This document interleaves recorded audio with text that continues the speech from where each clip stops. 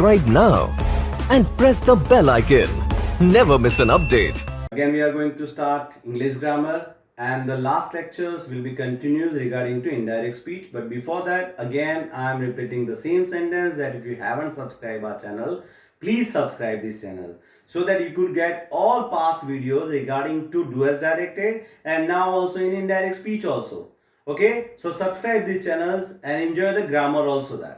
Now in today's lecture, we will continue regarding to indirect speech. In the last lectures, I had finished the affirmative sentence. So now we are going to see interrogative sentence. Now there are two kinds of interrogative sentence. One, we start with the to be verb, and another we start with the WH. Now what is called to be verb? Right, to be verb is that am, is, are, was, were, have, has, had, do, does, did.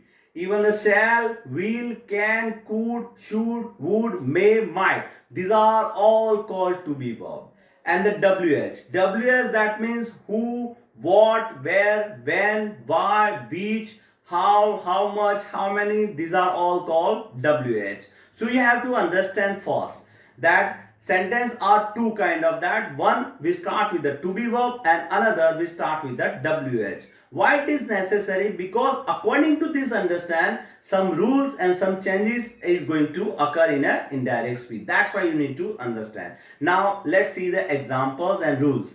That in an interrogative sentence, identification is that it started either with the to be verb or WH, ended with a question mark. Right? Once you are confirmed that the sentence is given is an interrogative sentence, that these are the changes you need to do it. First one is the reporter and listener should not be changed, remain as it is.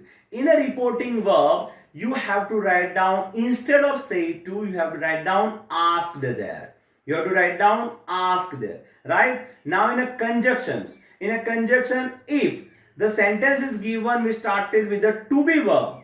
Remind again that to be verb, which I told you earlier also, that if the sentence started with the to be verb, as a conjunction you have to write down if or whether, right? And if the sentence started with the WH, the same WH you have to write down as a conjunctions, right? That is the third rule. And the fourth rule, that interrogative sentence converted into affirmative. That means interrogative sentence should not have been interrogative. We have to convert that sentence in an affirmative sentence. So after conjunction, the same formula of affirmative applied here. That means started with a subject, ended with a full stop. Right? So inverted comma, inverted question marks converted into full stop. Right? So these are the basic rules regarding to interrogative sentence, and even affirmative tenses rules also should be applied in a reporting speech. Let's see the example.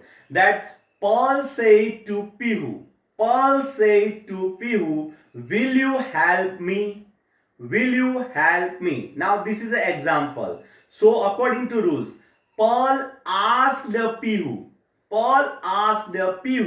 Now the sentence is given is an interrogative sentence, but it started with will, and will is a to be verb. So as a conjunction, we have to write down either if or whether. So again start that Paul asked the Pihu whether or if. Then sentence converted into affirmative. So we have to find out subject here. Now sentence is that will you help me? Now the subject is here you.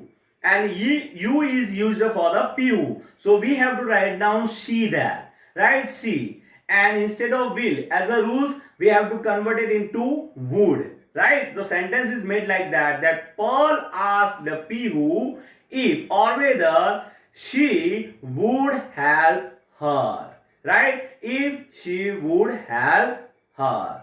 Because me used for the Pearl. So that's why we have to write down her. Okay, see the example again. Second example, that Pihu said to Pearl. Why are you helping me? Why are you helping me? See this simple example there. Then again the rules. That Pihu asked the Pearl.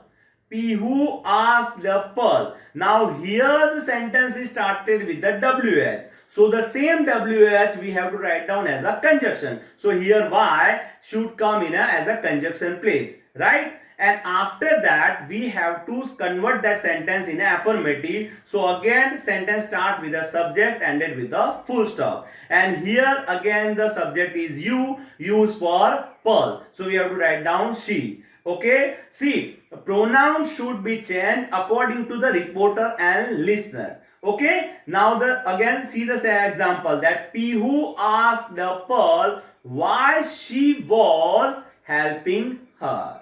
Why she was helping her, because M's are given, that we have to convert it into was verb, and the last me used for the Pihu, that's why we have to convert it into her. See, the pronoun should be changed according to the reporter and listener, right? That much only you have to remember. So again quickly I am repeating the same rules regarding to interrogative sentence, that reporter and listener should not be changed. As a reporting verb we have to write down asked as a conjunction. If the to be verb is given, then you have to write down if or whether. If the WH is given, the same WH we have to write down as a conjunction. And after that, whatever sentence is given, that sentence converted into affirmative. That means the same formula, started with a subject, ended with a full stop. And tenses rules, which I told you in affirmative sentence, that rules applied here also that.